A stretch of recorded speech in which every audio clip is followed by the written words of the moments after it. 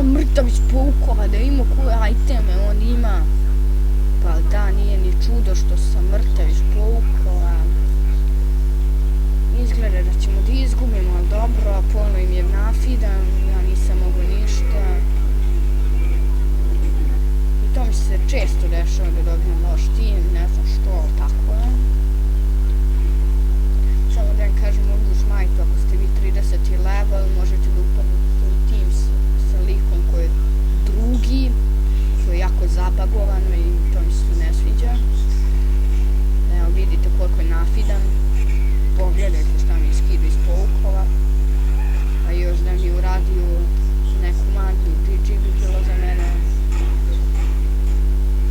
Ovako smo trebali da paukamo od početka.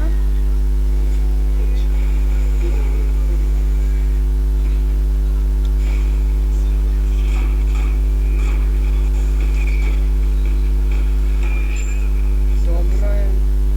Ne znam šta sam uradio ulti, mislio sam da će Apollo da skoči kad ga ubijamo, ali nije. Nije skočio, nažalost.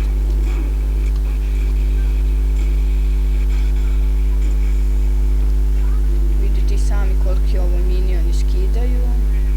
Brate, prejaki su. Jednostavno bez teksta.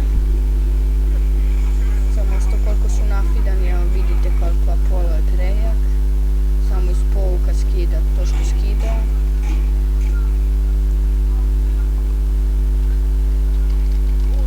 Ja ga sada malo zajebam, ali dobro. Kako mi baca to, ja ne znam, stvarno. Mislim da bi trebali da suramo. Jer nema više šta da tražimo u partiji. I evo ga, izgubili smo. Nadam se da vam se svidjela epizoda i to je to za